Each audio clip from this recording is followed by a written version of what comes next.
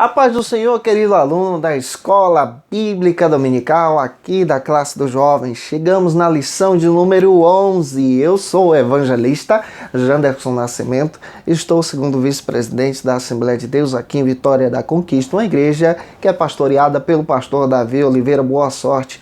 Hoje nós vamos entender que os sinais e prodígios no movimento pentecostal confirmam a pregação do Evangelho. E eu espero que Deus em Cristo te use poderosamente na Escola Bíblica Dominical da sua igreja. Quero lembrar você que eu estou comentando as lições de adultos, jovens e juvenis. Então vamos que vamos estudar a Palavra de Deus em nome de Jesus.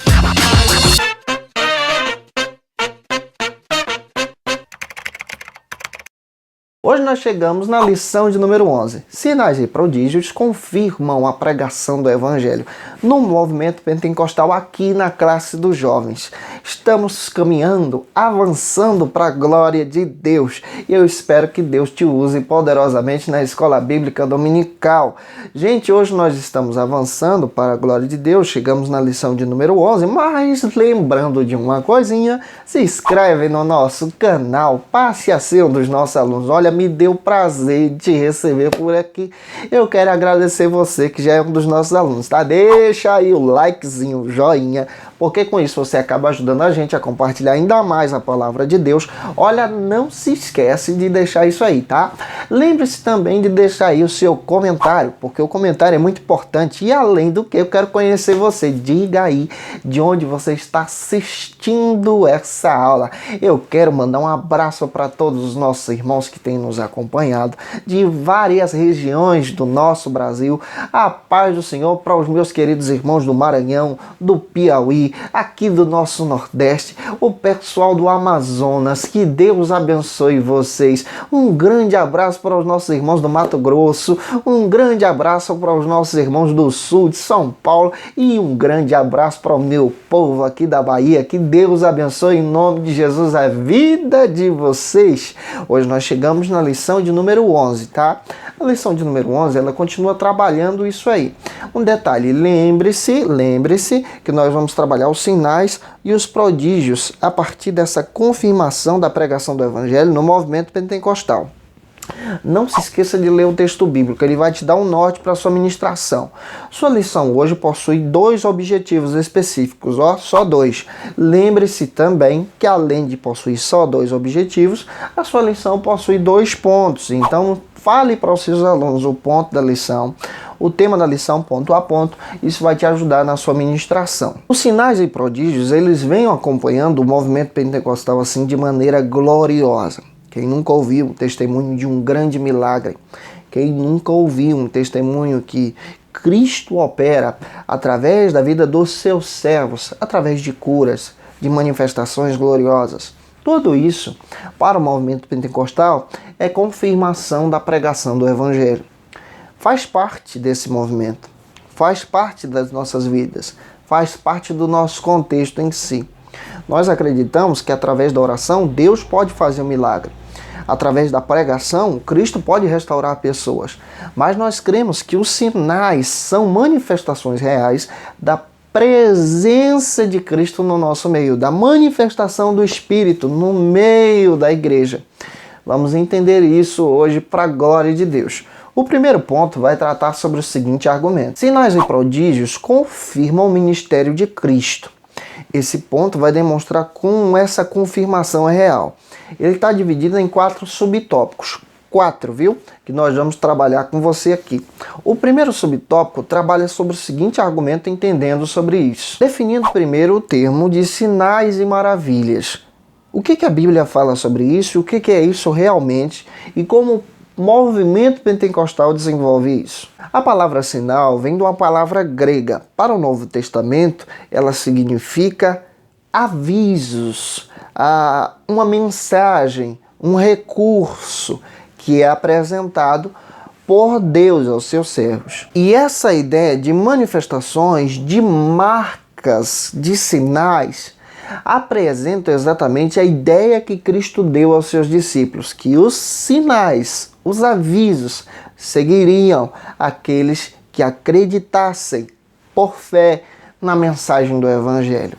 Ou seja, os sinais são reais, são avisos de Deus, marcas da presença, marcas da manifestação de Deus no meio da humanidade, no meio do seu povo. E já a ideia de maravilhas é uma expressão também que dá uma ideia de sinais miraculosos, dá uma ideia de sobrenatural. Ou seja, quando todas as portas desse mundo estão fechadas, quando não tem mais jeito, acontece. E quem é que faz isso acontecer? Deus, sobrenatural, algo que é inexplicável. Mencionados juntos, sinais e maravilhas, traz a ideia que Cristo ainda está com o seu povo, que Cristo se manifesta através da pregação do Evangelho, sendo semeada pelos discípulos, por mim e por você.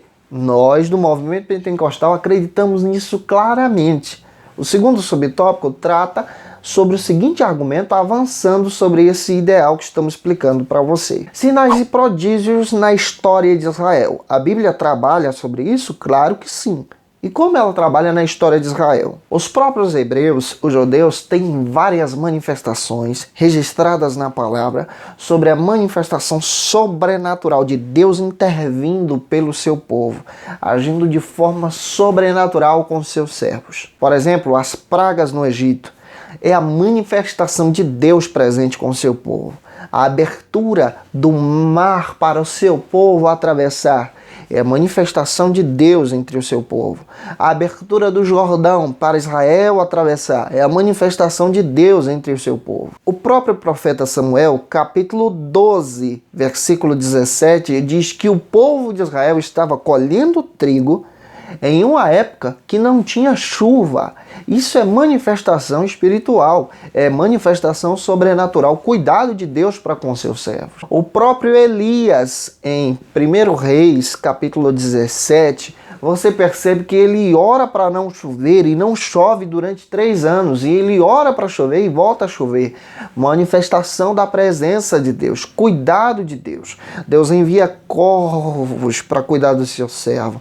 Deus faz com que a viúva não perca a esperança, não falte alimento para que ela possa cuidar do seu servo. Manifestação espiritual, sobrenatural de Deus. A Bíblia está repleta disso. O terceiro subtópico, avançando aqui nas páginas bíblicas, traz uma pergunta: por que Cristo operou através dos sinais?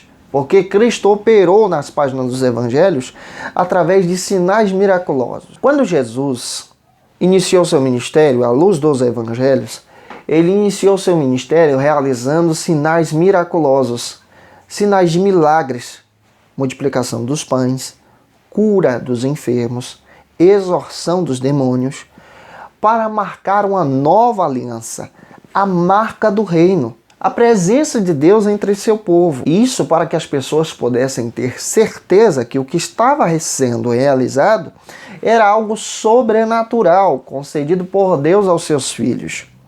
Avançando aqui, vamos para o quarto subtópico para poder entender isso à luz da palavra. Uma geração má e adúltera, ela acaba pedindo sinais. Cristo, ele trabalha sobre isso descrevendo da seguinte maneira: é notório que as pessoas que se aproximam de Jesus, que vêm para as igrejas, em grande parte só têm interesse de ver os sinais, ver as manifestações, receber a bênção. Aqui é um perigo. Nós precisamos tomar esse cuidado. Se Deus quiser operar os sinais, amém, glória. Mas se Ele não quiser, precisamos continuar servindo em amor e gratidão. Lucas capítulo 11, versículo 15, a Bíblia diz que Cristo tinha acabado de libertar um homem possesso por um espírito maligno. E a geração de religiosos daquela época começaram a dizer que Cristo estava fazendo aquilo pelo poder dos demônios. Aqui está o perigo.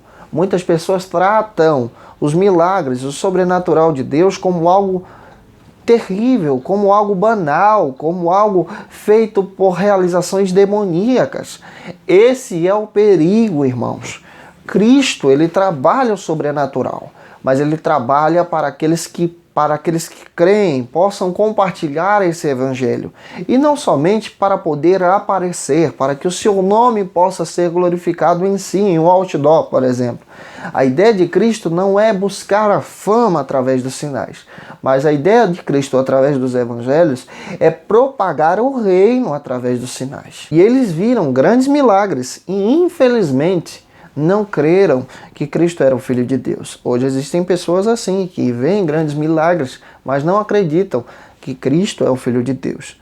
Vamos avançar, vamos para o segundo ponto da nossa lição, que vai tratar sobre o seguinte argumento. Sinais e prodígios confirmam agora o ministério da igreja. Esse ponto tem 3 subtópicos que vamos trabalhar com você.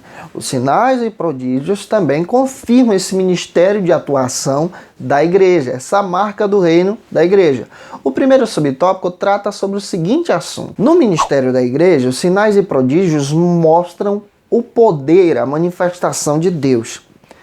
No ministério da igreja, na questão eclesiológica, nós compreendemos que as manifestações de milagres na igreja em si, através da propagação do reino, são manifestações desse ministério que Deus concedeu aos seus servos. Esses sinais são prodígios, são marcas do reino, marcas da presença de Jesus.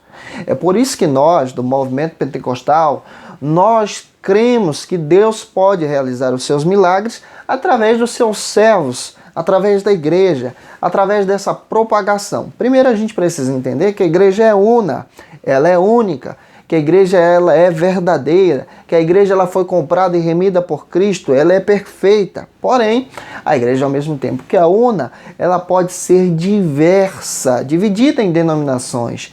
E essas denominações também são divididas em preceitos, em formas de crença, em teologias. E nós, do movimento pentecostal, entendemos que a igreja em si também possui essas atribuições concedidas por Cristo para que o evangelho seja propagado através da pregação e também dos sinais, dessa manifestação de Deus presente no meio do seu povo. O segundo subtópico, avançando, trabalha sobre o seguinte assunto. Os sinais e prodígios na igreja atendem à necessidade das pessoas. A manifestação de milagres no meio da igreja é uma manifestação que demonstra o acolhimento, a diaconia, a koinonia que a igreja possui. Esses sinais, essas manifestações são, claro, divinas, vêm de Deus, mas que concede aos seus servos para que esses servos possam realizar grandes milagres. Detalhe, o milagre não é feito por homens, o milagre é feito por Deus, no ministério da igreja. O livro de Atos em si mostra grandes sinais. Por exemplo, a igreja ela estava em oração e os próprios líderes da igreja, capítulo 3 de Atos, indo orar, conheceram um cidadão mendigo e eles ofereceram para aquele cidadão que pedia esmola algo que eles possuíam, a presença do Deus vivo, e aquele coxo passa a ficar de pé através de um grande milagre realizado na porta do templo Formosa por Pedro e João. Dentro da Bíblia você percebe também no ministério do próprio apóstolo Paulo grandes sinais, grandes milagres, como a exorção daquela moça que estava aprisionada por um demônio em Filipos, como Barnabé e Paulo pregando também em cidades e as pessoas reconhecendo os milagres, como Pedro ressuscitando a própria Dorcas em si. E é interessante que a gente percebe que o ministério da igreja era de compartilhar essas manifestações para atender os necessitados, para atender aqueles que precisavam. E isso é tão real no ministério de Jesus também, por intermédio da sua igreja, que a Bíblia diz em Lucas capítulo 7 que uma viúva, observe, viúva, tinha perdido o marido e perdido o único filho, estava abatida, triste, saindo da cidade de Naim. E Cristo vai ao seu encontro e realiza um grande sinal, uma grande maravilha para que aquela mulher pudesse ser consolada. O objetivo do milagre em si, primeiro, é promover o consolo para aquele que necessita. É promover essa relação entre Deus e o homem. É promover essa manifestação aqui. Vamos avançar? Vamos para o terceiro subtópico da nossa lição, que vai tratar sobre o seguinte assunto: o devido cuidado com a procedência do milagre. Alguns críticos acabam dizendo que os milagres apresentados no Novo Testamento não são mais para os dias de hoje. Cuidado com isso. Os milagres são reais. As manifestações são verdadeiras. As manifestações são verdadeiras. Deus ainda usa seus servos. Pela Bíblia, nós do movimento pentecostal acreditamos que essa manifestação, através da pessoa do Espírito, através da pessoa de Cristo, na vida da igreja, ela passa a ser verdadeira. Ela pode acontecer em qualquer lugar, independente do recurso, independente da condição. Deus usa os seus filhos. Nós acreditamos que através da oração, por imposição de mãos, através dos presbíteros, dos pastores, até uma oração realizada pelos nossos irmãos e irmãs, Deus pode realizar um grande milagre, curar do câncer, curar da AIDS, libertar dos demônios e até mesmo ressuscitar pessoas. E essas manifestações descrevem essa realidade da presença de Deus no meio do seu povo. E isso o movimento pentecostal entende que essa manifestação precisa ser propagada, precisa ser descrita, precisa ser ensinada. Gente, eu espero que Deus te use na Escola Bíblica Dominical da sua igreja. A paz do Senhor Jesus. Até a próxima aula. Se Deus quiser, segue a gente nas nossas redes sociais. E tchau, tchau.